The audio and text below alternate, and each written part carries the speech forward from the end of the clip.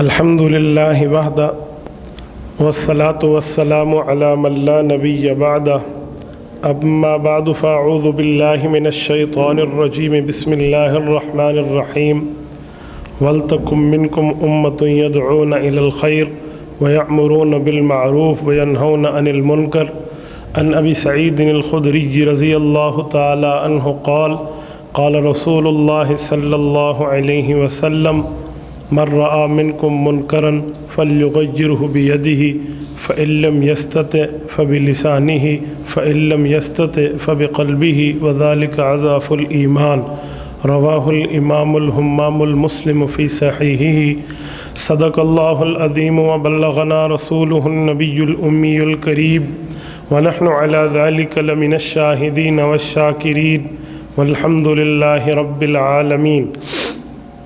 معزز دوستو،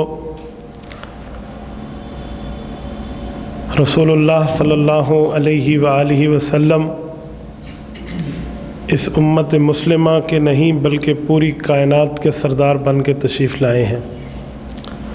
آقا نامدار صلی اللہ علیہ وآلہ وسلم نے ہمیں مکمل زندگی گزارنے کا طریقہ سکھایا ہے، وہ عوامی زندگی ہو، شرعی زندگی ہو، معاشرتی زندگی ہو، تمدن زندگی ہو، اس میں حضور پاک علیہ الصلوۃ والسلام کی تعلیمات موجود ہیں۔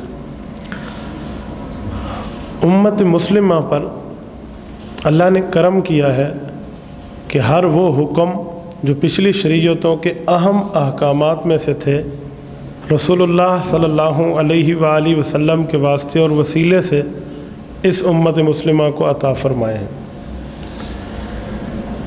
ایک بہت بڑی چیز ہے جس کے اسلام میں بہت بڑا مقام ہے، وہ ہے امر بالمعروف نہی عن المنکر۔ امر بالمعروف کا مطلب ہوتا ہے نیکی کا حکم، نہی عن المنکر کا مطلب ہے برائی سے روکنا۔ حضور پاک علیہ الصلوۃ والسلام کی وجہ سے اس امت کا یہ ترہ امتیاز ہے۔ اس امت کو اللہ رب العزت نے یہ فریضہ، یہ ڈیوٹی سر انجام دینے کے لیے ذمہ داری عطا فرمائی ہے۔ اب امر بالمعروف اور نہی عن المنکر کا مطلب کیا ہے، یہ کیسے سر انجام پائے گا، اور یہ ذمہ داری ہر بندے کی ہے یا کوئی خاص طبقے کی ہے، اس پر تھوڑی تفصیل ہے، وہ ذرا سمجھیں۔ امر بالمعروف ہر بندے کا کام نہیں ہے، یہ حکومت وقت کا کام ہے، اسلامی حکومت کا کام ہے، خاص طبقے کا کام ہے، علماء کرام کا کام ہے، اہل علم کا کام ہے۔ ہاں، ہر بندہ اگر چلنا چاہتا ہے تو وہ ان کے ماتحت ہو کر امر بالمعروف کرے گا۔ اپنی طرف سے کوئی نیکی کا حکم شروع کر دے اور وہ دین کا علم نہ رکھتا ہو، اپنی طرف سے کوئی برائی کو منع کرنا شروع کر دے اور اسے پتہ ہی نہ ہو کہ یہ چیز برائی میں داخل ہے یا نہیں ہے، یہ اس کی ذمہ داری نہیں ہے۔ کیوں؟ قرآن کریم نے سورۃ آل عمران آیت نمبر 104 میں، جو میں نے خطبے میں پڑھی ہے، اس میں ایک جملہ ارشاد فرمایا ہے، وَلْتَكُمْ مِنْكُمْ أُمَّةٌ يَدْعُونَ إِلَى الْخَيْرِ وَيَأْمُرُونَ بِالْمَعْرُوفِ وَيَنْهَوْنَ عَنِ الْمُنْكَرِ۔ فرمایا تمہاری امت میں ایک خاص جماعت ہونی چاہیے۔ اس کا مطلب ہے ہر بندہ ڈنڈا لے کر امر بالمعروف اور نہی عن المنکر کرتا پھرے تو یہ حکم شریعت نہیں ہے۔ اللہ نے منکم کا لفظ فرمایا ہے، بعض، یہ من تبعیضیہ ہے، ان میں سے بعض بندے وہ ہیں جن کی ذمہ داری ہے۔ کیوں؟ امر بالمعروف اور نہی عن المنکر تب ہو سکے گا جب بندے کو نیکی کرنے کے حکم کا علم ہو کہ یہ نیکی ہے یا نہیں ہے، اور نہی عن المنکر تب متصور ہوگا جب اس کو پتہ ہو کہ یہ چیز برائی میں داخل ہے یا نہیں ہے۔ بعض اوقات ہر بندہ جو اپنی طرف سے شروع ہو جائے نا تو یہ شریعت کی تعلیمات نہیں ہے، اس سے فساد پھیلتا ہے، اس میں معاشرے کے اندر بگاڑ آتا ہے۔ اسلامی حکومت کی ذمہ داریوں میں یہ ذمہ داری ہے۔ اچھا، علماء کرام یہ بہت بڑی فریضہ کے ذمہ دار ہے۔ اصل کام امر بالمعروف اور نہی عن المنکر کا یہ علماء کرام کا ہے۔ اچھا، امر بالمعروف کا مطلب ہے نیکی کا حکم، یہ نیکی کی ترغیب نہیں ہے، یہ ذہن میں رکھنا۔ امر بالمعروف کہا ہے، ترغیب بالمعروف نہیں کہا۔ ترغیب پیار سے ہوتی ہے اور امر یہ طاقت کے ساتھ نافذ کیا جاتا ہے۔ امر کہتے ہیں حکم کو، اور حکم پیار سے نہیں ہوتے، بھائی آپ مجھے پانی پلا دیں، تو یہ حکم نہیں ہے۔ تو انہیں غلطی نہیں کرنی، نیکی کرنی ہے، جو شریعت نافذ کرے گی نا حکم، یہ ہے امر۔ ترغیب اور امر میں فرق ہے۔ یہ بات ذہن میں رکھیں. امر ہمیشہ طاقت کے ساتھ ہوتا ہے، اور نہی عن المنکر، برائی کو روکنا، یہ بھی طاقت کے بغیر نہیں ہو سکتا. تو اسی لیے یہ فریضہ اہل علم کا ہے اور یہ فریضہ حکومت اسلامیہ کا ہے. میں یہاں ایک جملہ کہتا ہوں سمجھانے کے لیے. قرآن کریم نے امر بالمعروف کی نسبت اور نہی عن المنکر کی نسبت قرآن کریم میں اللہ نے اپنی طرف کی ہے. یہ جو جمعے کے خطبے میں ہم ایک مشہور اور معروف آیت پڑھتے ہیں، ان اللہ یأمر بالعدل والاحسان وایتاء ذی القربى وینہی عن الفحشاء والمنکر. اس کا مطلب ان اللہ یأمر، اللہ اس بات کا حکم دے رہا ہے، بالعدل والاحسان وایتاء ذی القربى، آپ نے نیکی بھی کرنی ہے، انصاف بھی کرنا ہے، اور آپ نے اپنے قریبی رشتہ داروں کے ساتھ صلہ رحمی بھی کرنی ہے.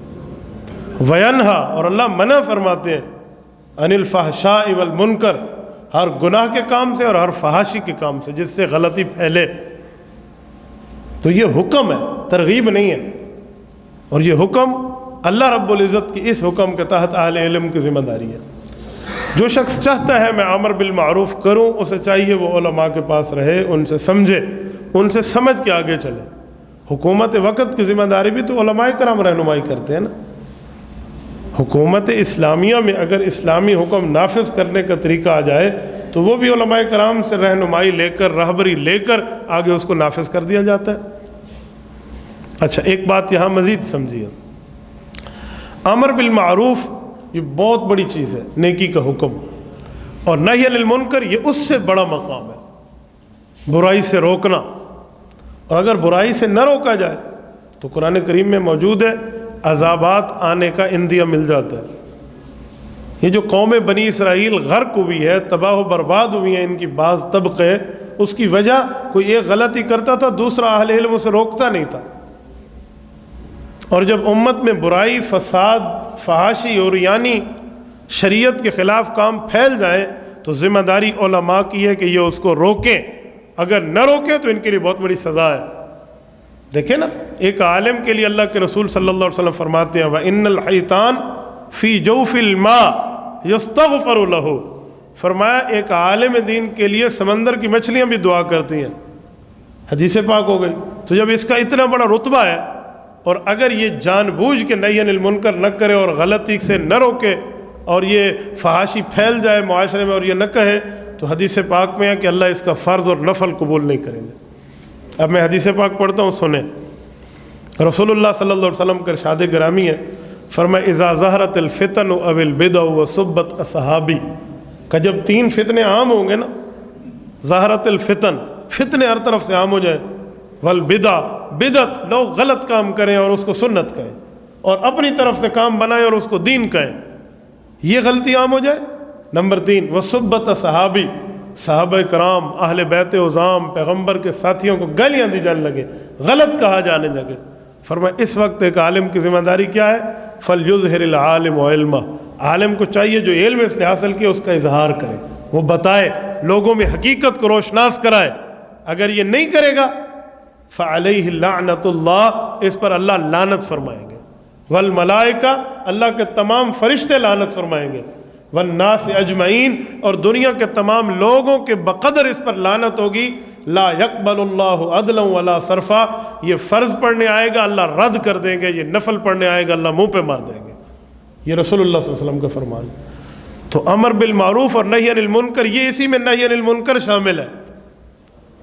یہ نہیں ہے برائی کو دیکھ کر بندہ برائی کی تائید کرنا شروع کر دے، برائی کی تعریف کرنا شروع کر دے، میں تعریف کروں گا تو ہماری طرف آ جائے گا. جی یوں نہیں ہے.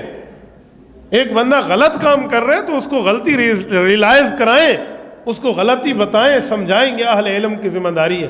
اور اگر وہ نہیں دکھا رہا، اس کو اس کی غلطی نہیں بتا رہا، اس کو اس کی فحاشی اور یعنی پر اور اس کے گناہ اور خطا پر متنبہ نہیں کر رہا اور الٹا اس کی تعریفیں کر رہا ہے، تو یہ اللہ، فرشتے اور عوام کی لعنت کا مستحق ہے. کتنا بڑا عذاب بھی ہے اور کتنا بڑا ثواب بھی ہے. عالم دین کو ثواب کا درجہ بھی دیا گیا اور عقاب کا درجہ بھی دیا گیا. تو امر بالمعروف کوئی چھوٹا کام نہیں ہے، نہی عن المنکر کوئی چھوٹا کام نہیں ہے جس کو ہم ایک چیز میں محدود کر لیں. میں ایک جملہ کہتا ہوں سمجھیے.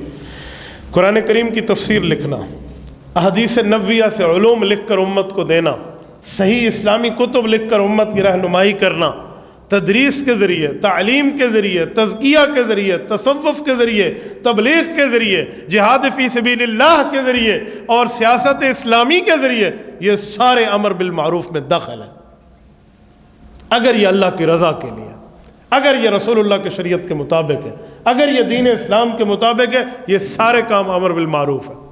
اور کوئی بندہ فحاشی کو روک رہا، عریانی کو روک رہا، صحابہ کرام اور اہل بیت کی گالیوں کو روک رہا، گستاخی کو روک رہا ہے، ہر طرح کی شریعت کی مخالفت کی مہم میں روڑے اٹکانے ان کے مقابلے میں، ظالم کے مقابلے میں روڑے اٹکا رہا ہے اور ظلم کے مقابلے میں دیوار بن رہا ہے، یہ نہی عن المنکر میں داخل ہے۔ ضروری نہیں ہے اس کے لیے کوئی خاص دن ہو، کوئی خاص وقت ہو، کوئی خاص لمحہ ہو، کوئی خاص مقام ہو، جی نہیں، اس کی جتنی طاقت ہے، جس طاقت اور قوت کا یہ مکلف ہے، اس کا اظہار اس کی ذمہ داری ہے۔ اور یہی بات کو حدیث پاک میں سمجھایا گیا۔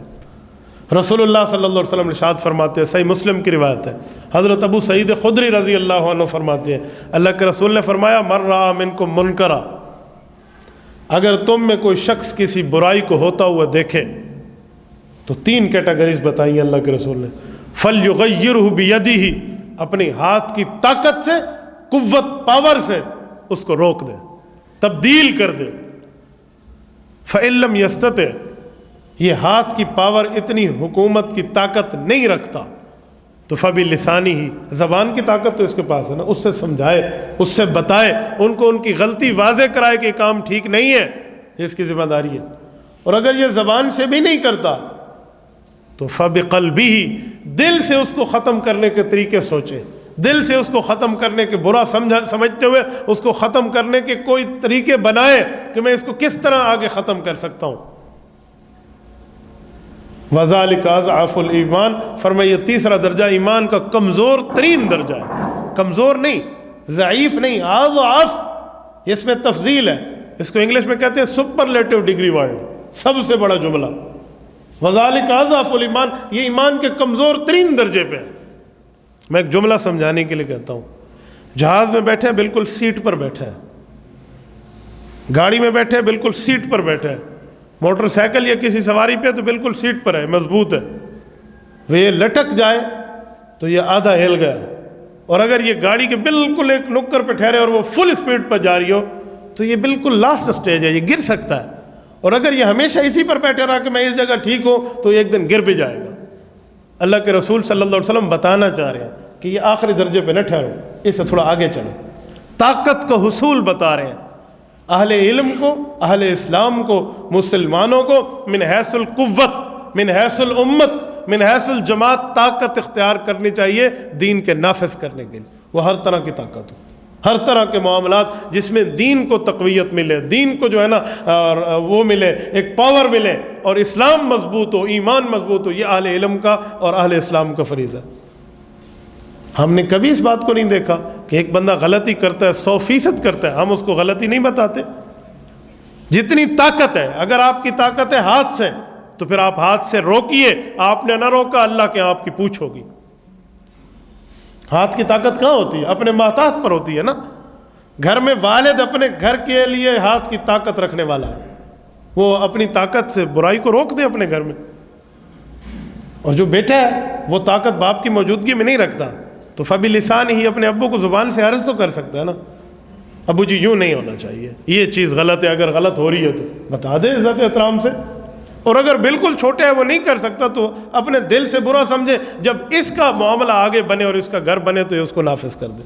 ایسے ایک آفس کا حکمران ہے، ایک دفتر کا افسر ہے، وہ اپنے محتاط پر، اپنے جونیئرز پر اپنی دین کی بات کو نافذ کر کے سمجھا تو سکتا ہے نا، بتا سکتا ہے، نافذ کر سکتا ہے، یہ اس کی ذمہ داری ہے۔ جب ہم پاور میں ہیں اور اس کے باوجود بھی برائی کو نہیں روک رہے تو یہ اللہ کے ہاں پوچھ گچھ ہونی ہے ہماری، اور اس پر گرفت ہونی ہے ہماری، اس پر پکڑ ہونی ہے ہماری۔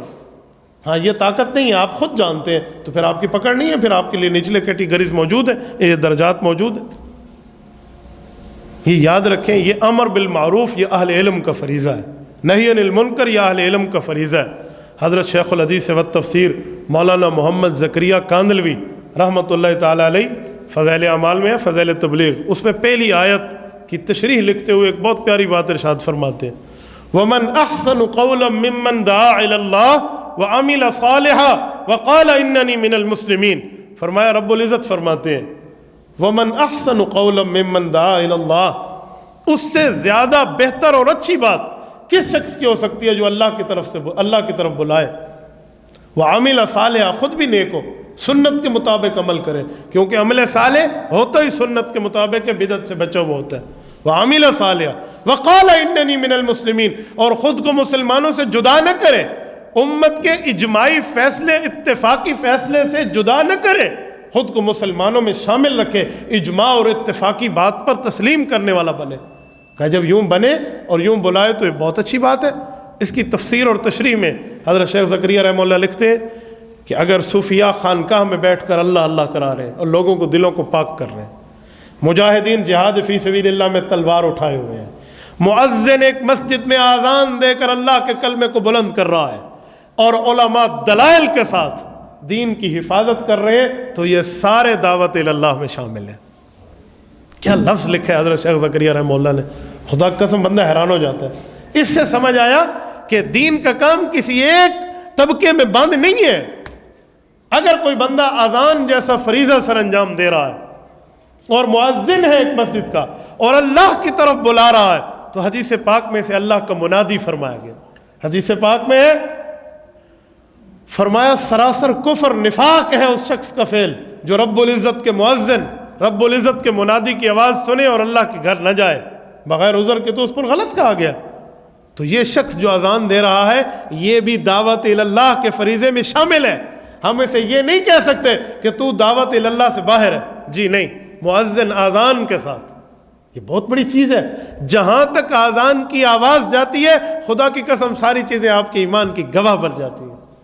ایمان کا اظہار ہے نا، اشہد ان لا الہ الا اللہ، اشہد ان محمد رسول اللہ، یہ ایمان کا اظہار ہے، یہ اظہار پر آپ کے گواہ بن جاتے ہیں۔ سیدنا علی المرتضیٰ رضی اللہ تعالیٰ عنہ ارشاد فرماتے ہیں کہ کہیں موقع ملے نماز پڑھانے کا تو عذر کر لو، کسی اور کو کہو پڑھا لے، ہو سکتا ہے تجھ سے کمی رہ جائے تو پچھلوں کو بھی تجھ سے پوچھوگی، اور کہیں موقع ملے اذان دینے کا تو کہا پیسے دے کر بھی تجھے موقع ملے تو پیسے دے کر اذان لے لیا کر۔ تو اذان بہت بڑی چیز ہے۔ اسی طرح تصوف کے لیے خانقاہ میں بیٹھ کے جو شیخ دل کی بیماری کا علاج کرتا ہے، مرید اپنے شیخ کو جا کر کہتے ہیں کہ حضرت میرے اندر یہ گناہ ہے، مجھ سے نہیں چھوٹتا، یہ چاہیے مرید کو اپنے شیخ کے سامنے اظہار کر کے بتائے مجھ سے یہ غلطی نہیں چھوٹتی۔ اس کے دل میں یہ نہیں آنا چاہیے کہ شیخ مجھ سے نفرت کرے گا۔ اگر یہ دل میں آتا ہے تو وہ شیخ بننے کے قابل نہیں ہے جو اپنے مرید کی غلطی سن کے اس کو تانا دے۔ ایک شیخ کی حیثیت تو ماں جیسی ہونی چاہیے کہ جو اپنے بچے کی پلیتی دیکھے تو اس کو دھو دے، اسے تانا نہ دے، تو جا کر اس کو غلطی بتائے اور اس سے اپنی غلطی کی اصلاح کرائے، اپنے گناہ کو چھوڑے اور نیکی قبول کرے۔ کہا یہ بھی دعوت اللہ کے کام میں شامل ہے۔ اور اسی طرح کوئی مجاہد فی سبیل اللہ ہے، مجاہد ہے، اللہ کے لیے جہاد کر رہا ہے، دہشت گردی نہیں ہے۔ آج کل دہشت گردی کو جہاد قرار دیا گیا، جی نہیں، اللہ کے لیے کر رہا ہے، رب العزت کی رضامندی کے لیے، اعلاء کلمت الحق کے لیے، اپنی ذات کے لیے نہیں۔ فرمایا ایسا شخص کی تلوار اٹھانا، نیام سے تلوار نکالنا، ہاتھ میں نیزہ، تیر اور کمان رکھنا، فرمایا یہ دعوت اللہ بن جائے گا، یہ بھی دعوت کا فریضہ ہے۔ اور اسی طرح کا علماء کرام دلیل کے ساتھ مسئلہ سمجھائیں، واضح کریں کہ یہ مسئلے کی دلیل یہ ہے، اس عقیدے کی دلیل یہ ہے، اس عمل کی دلیل یہ ہے، یہ مسئلہ یوں ہے، یہ مسئلہ یوں ہے۔ کہ علماء کا دلائل کے ساتھ کام کرنا یہ بھی اس آیت میں شامل ہو کر دعوت اللہ بن جائے گا۔ یہ حضرت شیخ الحدیث مولانا زکریا رحمۃ اللہ علیہ کی فضائل تبلیغ کی پہلی آیت کی شرح پڑھ رہا ہوں، تو اس سے خود اندازہ لگا لیں کہ امر بالمعروف کو کسی ایک خاص کام میں بند کر دینا، نہی عن المنکر کو کسی خاص چیزیں میں بند کر دینا، اور باقی علماء کی، حفاظ کی، قراء کی، اہل علم کی، اہل حکومت کی، اور جو ذمہ دار اسلامی حکومت والے ان کی، اور مدرسین کی اور خانقاہوں کی باقیوں کی نفی کر دینا، یہ سراسر ظلم ہے۔ حق یہ ہے کہ یہ سارے دین کے کام کر رہے ہیں، جو دین کا کام کر رہے ہیں وہ ہمارے لیے قابل احترام ہے، جو دین کا کام کر رہے ہیں وہ ہمارے لیے قابل احترام ہے، اس کا احترام ہمارے اوپر لازم ہے۔ یہ دیکھیں 2 اور 2 4 اور درمیان والا 5، یہ 5 دروازے ہیں نا، یہ پانچوں مسجد کے ہیں۔ اگر کوئی یہ کہے بھی یہ دروازہ تو مسجد کا ہے، یہ مسجد کا نہیں ہے، تو یہ بیوقوفانہ پن ہوگا۔ ہر دروازہ مسجد میں کھلتا ہے۔ اسی طرح قرآن کریم پہ عمل کرنے کے لیے 7 طریقے ہیں، جسے کہتے ہیں قرات سبع، 7 طریقے ہیں، 7 قراتوں میں قرآن کریم اترا ہے۔ اور حدیث پاک پہ عمل کرنے کے لیے 4 طریقے ہیں۔ 7 قراتوں میں کسی ایک قرات پہ عمل کریں، آپ قرآن پڑھ رہے ہیں۔ 4 راستوں میں جو شریعت کے ہیں، آپ کسی ایک راستے پہ عمل کریں، آپ حدیث پہ عمل کر رہے ہیں۔ جیسے 7 قراتیں برحق ہیں، ویسے شریعت کی سنت کے 4 راستے برحق ہیں۔ حنفی، شافی، مالکی، حنبلی، یہ امام احمد ابن حنبل رحمہ اللہ، امام شافی رحمہ اللہ، امام مالک رحمہ اللہ، امام اعظم ابو حنیفہ رحمہ اللہ، ان چاروں کے طریقے سنت سے نکلے ہوئے مسائل چاروں حق ہیں۔ تو یہ نہ سمجھے کہ کوئی ایک راستہ دین کا باقی نہیں ہے۔ ہاں، ان سے ہٹ کے، امت کے اتفاقی بات، امت کی اجماعی بات سے ہٹ کے کوئی 1.5 انچ کی اپنی علیحدہ مسجد بناتا ہے تو وہ غلطی پر ہے۔ اس کو غلطی ریلائز کرائی جائے، اسے بتائی جائے، اور اس کو یہ چیز بتانا اور غلط بندے کو کچھ سمجھانا، یہ بھی دعوت اللہ میں شامل ہے، یہ بھی امر بالمعروف اور نہی عن المنکر میں شامل ہے۔ تو ان فریضے کو ہمیں سر انجام دینا چاہیے اپنی اپنی طاقت کی بقدر۔ جو عالم نہیں ہے وہ علماء سے پوچھ کے چلیں، ایک ایک بات میں پوچھ کے چلیں۔ پوچھ کے چلنا یہ بہت بڑی چیز ہے، تاکہ دین کی بات سمجھ آئے بندے کو۔ اپنی طرف سے بندہ شروع کر دینا تو یہ 100% بات غلط ہے۔ یاد رکھیں، جو فضیلت جس عمل کی ہے اس کو وہی فضیلت دو، اس سے ہٹ کے نہ دو۔ جو عمل اس فضیلت کا ہے اس کو وہی دیا جائے۔ ایک شخص مجھے ایک دن کہنے لگا، پانی پینے کی 6 سنتیں ہیں، اگر میں 6 سنتوں پہ عمل کروں تو مجھے 600 شہیدوں کا ثواب ملے گا۔ میں نے کہا کیوں؟ کہتے حدیث پاک میں جو میری سنت پہ عمل کرے گا اس کو 100 شہید کا ثواب ملے گا، تو پانی میں 6 سنتیں ہیں، میں نے 6 پہ عمل کر لی، مجھے 600 شہیدوں کا ثواب ملے گا۔ میں نے کہا میرے بھائی، تیرا کام نہیں ہے امر بالمعروف کرنا، تیرا کام نہیں ہے نہی عن المنکر کرنا۔ تو نے کسی عالم سے سمجھا ہے کہ اس حدیث پاک کے لفظ کیا ہے، اس کا مطلب کیا ہے؟ تو نے خود اپنی طرف سے سن رکھا ہے۔ حدیث پاک میں من احیا سنتی فقد امیتت بعدی عند فساد امتی فلہ اجر 100 شہید، او کما قال علیہ السلام۔ فرمایا میری سنت کو جو زندہ کرے گا بعد کے لوگ مٹا دیں گے فساد امت کے وقت، اس کو ایک سنت پہ عمل کرنے کا ثواب 100 شہیدوں کے برابر ملے گا۔ سنت کے مٹے جانے کے بعد دنیا میں زندہ کرنا، دنیا میں نافذ کرنا، دنیا میں پھیلانا، بتانا، اس کے لیے تن، من، دھن، مال، جان کی، وقت کی قربانی دینا، اسے کہتے ہیں سنت کو زندہ کرنا۔ یہ نہیں ہے کہ تو نے گھر بیٹھے دائیں ہاتھ سے پانی پی لے میں 600 شہیدوں کا ثواب مل گیا تو پھر اس کا معنی ہے شہید ہونا پھر مذاق ہو گیا۔ پھر تو نے پانی پیا تو 600 شہیدوں کا ثواب، پھر تو روٹی کھائے گا تو 1200 شہیدوں کا ثواب، اس کے بعد آپ کوئی کھیر میر کھا لیں گے تو 2400 شہیدوں کا ثواب۔ بس گھر بیٹھے شہید مل رہے ہیں تو پھر تو کوئی دین کا عمل قابل عمل ہی نہیں رہے گا۔